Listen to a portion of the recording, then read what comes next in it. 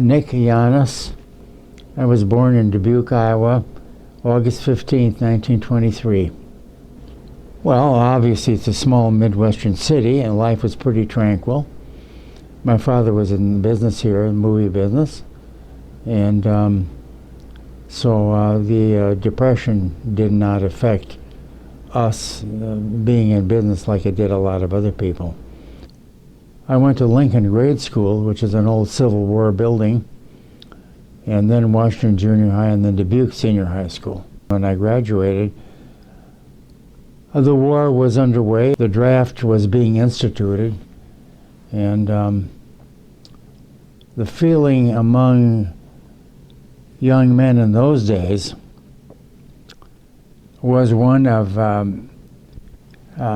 patriotism, mostly, I would say. Of course, a lot of people were drafted. I volunteered because the nation had been attacked, and I was just coming out of a movie of Abbott and Costello. I don't remember the title. And the cashier, who was a cousin of mine, said, "Did you hear what's happened?" And I said, "No, I haven't heard." And she said, "Well, Pearl Harbor was bombed by the Japanese." So I thought right away, well, I'm going to see a real war going on now, instead of just reading about it. A little did I know that I'd be in the thick of it not too much later. We really didn't know too much about Pearl Harbor. I knew it was in Hawaii, but I had no idea that it was a major naval base for us, and so it was a new thing for me. We were hawks in those days. We wanted to go out and win the war and defeat the Japs. So that a lot of people did volunteer, and a lot of my friends volunteered, because things were getting ramped up then. I preferred the Navy. I just couldn't see myself crawling on the ground with a rifle, shooting at people. So I joined the Navy. I was not called to active duty for 6 months or more because I had signed up for the Navy V-12 program that was just being started. And this program was for young men who had no college or very little college. I don't know anything about ROTC, but I presume it was like ROTC, Reserve Officers Training, and this was for Reserve Officers too. The routine was that you would go to a midshipman school after that, but for some reason the midshipman schools were filled, and they had this big group of men, maybe several thousand of us around the nation, who were scheduled to go to midshipman school but who could not be accommodated. So they sent us to a pre-midshipman school, which was in Asbury Park, New Jersey. It was very difficult physical training and academics. They taught us things unique to the Navy, and not so unique in other things like math and sciences and all that, so that they were getting us acclimated to what it's like. After pre-midshipman school, I went to midshipman school. I was there for 4 months in officers training. Of course, it was great to be in New York, and if you didn't have any lint on your collar or your shoes were properly shined, you could get out on Saturday noon after inspection. And being in New York, was terrific. Had a great time there. However, half of our class did flunk out. Out of 2,000 men in the class, 1,000 failed. It was very rigorous. And at that time in the Navy, black men could not be in any position other than as stewards, cooks, making beds and laundry and all that sort of stuff. So it was unusual that we had a black man in our group. He stayed in the Navy later on. He became a rear admiral, which is astounding, amazing. He was the first black admiral that our Navy ever had. I was assigned to go to the Armed Forces Language School in Monterey, California, to learn Mandarin Chinese. But I objected to that. I was proficient in languages. I had studied Spanish and German, and I knew Greek. So I was a natural candidate for cryptography, they said. And they sent me to Harvard University Communication School. I was there for 4 months. And it was not easy, let me tell you, because in the first place, I did not know how to type. In high school, being at the end of the alphabet, they always ran out of typewriters by the time they got to me. So I didn't learn how to type, and I had to learn how to type on a typewriter with blank keys, listening to Morse code. Did-da, you know, all that. And type, I didn't know how to type, and I was new to Morse code, so that, you know, it was hell. The rewarding part was eventually that you would be the first to receive messages from the command in the area or Washington or wherever. After comm school, I was sent to Great Lakes, and as a kind of a way station for them to decide where I was going to go, and I was there for about a month, working there in the code room.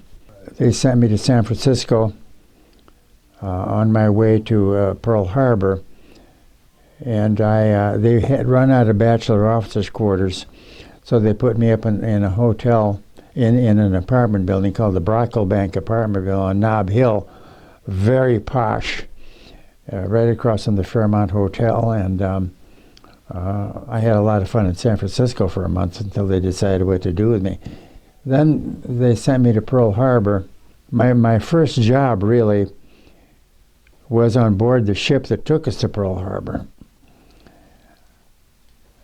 They said, these are your orders. You are responsible for 200 convicts, men who have been in jail here in the brig in the United States for all kinds of offenses, and they were being sent to Pearl Harbor to serve out the remainder of their sentence. Well, then, I was relieved of these fellows, fortunately, and I was put into a pool where you would be assigned. I was called into the personnel office one day, and the chief, who was like a top sergeant in the Army, said, "Here's your orders."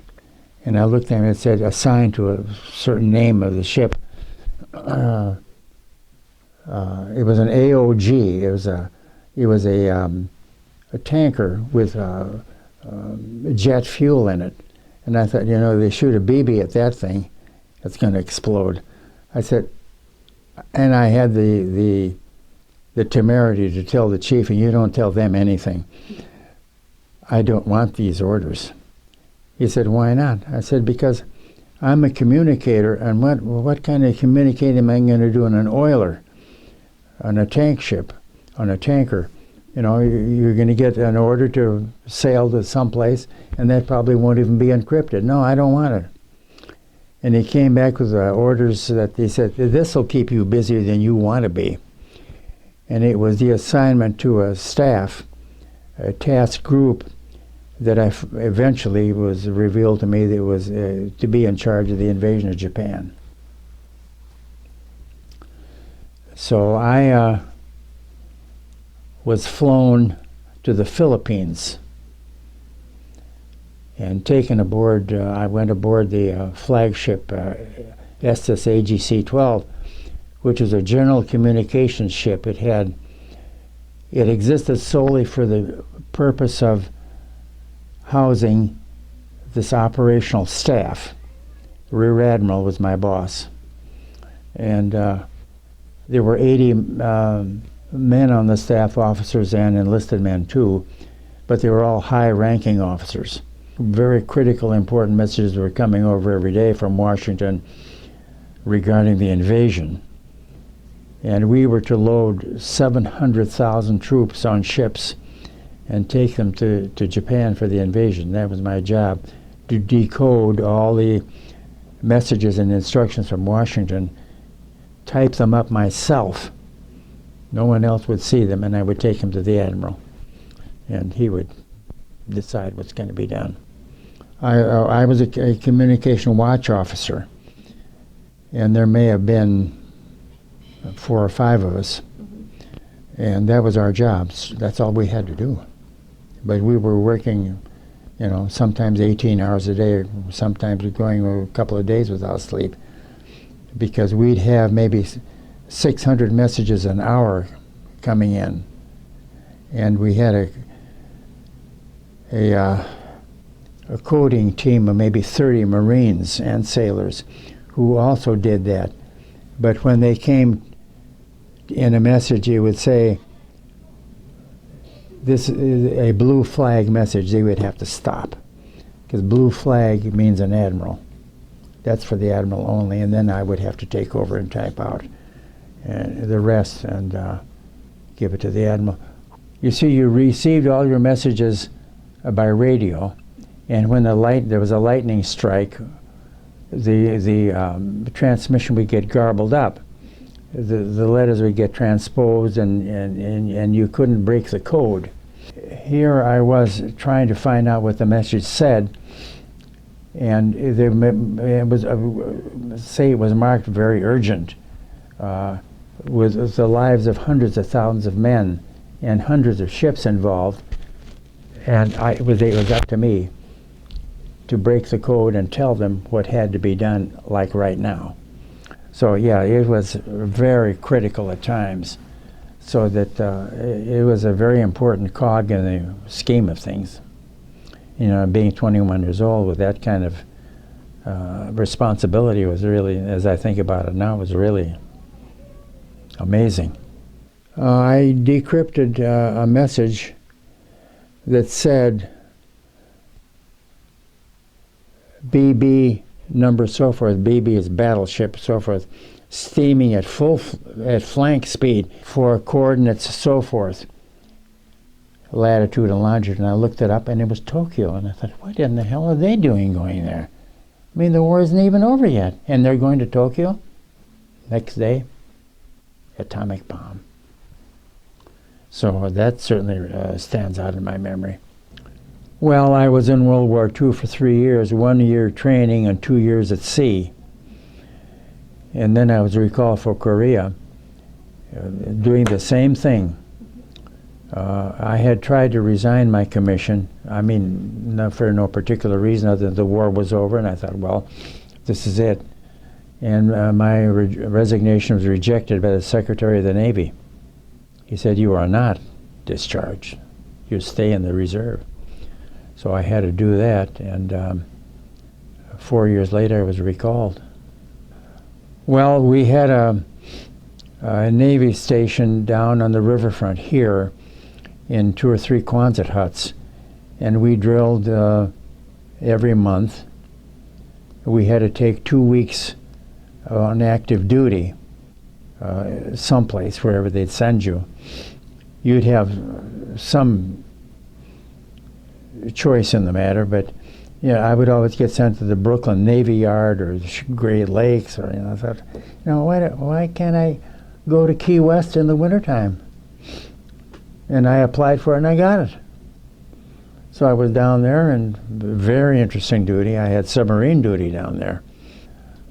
Well, I'll never forget when I went aboard, I told the commanding officer, I said, Captain, I have claustrophobia. I don't know how this is going to work out. And he said, oh, don't worry about it. He says, everybody feels that way.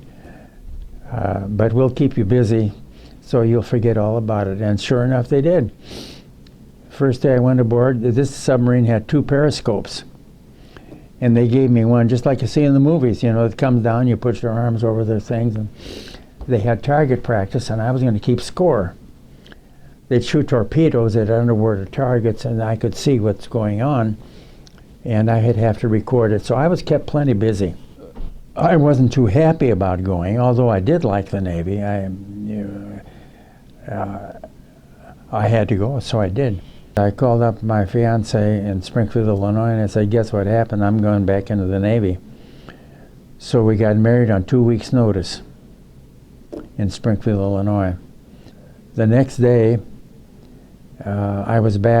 we were back in San Diego, where our land base was in Coronado. We were in Coronado for about a couple of months, I think, and then our group assembled there in San Diego, and we flew to Pearl Harbor again. I was assigned to the same type of command, only a step up. Now I had a vice admiral, 3-star admiral, as my boss. He was a wonderful guy. We went to sail to Korea, and we're there. I was in Korea for 2 years.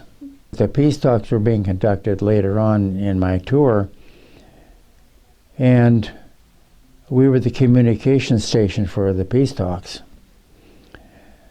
So I would have to decode. By then I was an officer in charge of Joint Command, and I was a full lieutenant. I would decode the messages I'd show them to my boss, the admiral, take a boat to a cruiser next door that had a helicopter, get on the helicopter with a Marine major and 2 Marine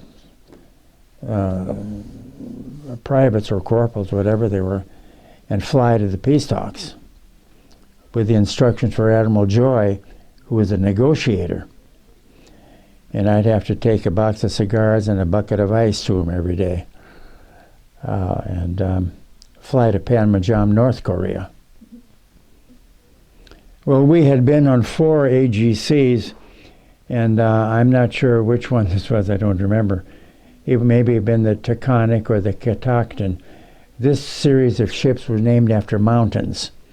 The Estes Mountains, Mount McKinley, Olympus, Taconic, and Catoctin. We were on 5 ships. And I don't know why we changed around so much. They needed servicing or something. Anyhow, the whole staff of 80 would move over to another ship. They were ships of probably, I think, 500 feet long.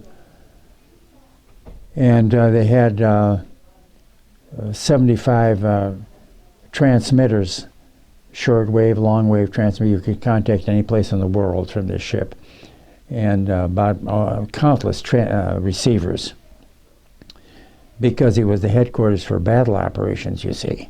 The Army and the Marine Corps would transmit stuff to our ship, too. All the hatches, everything was battened down so that when the ship headed into a wave, the entire ship was underwater. The whole ship was totally underwater.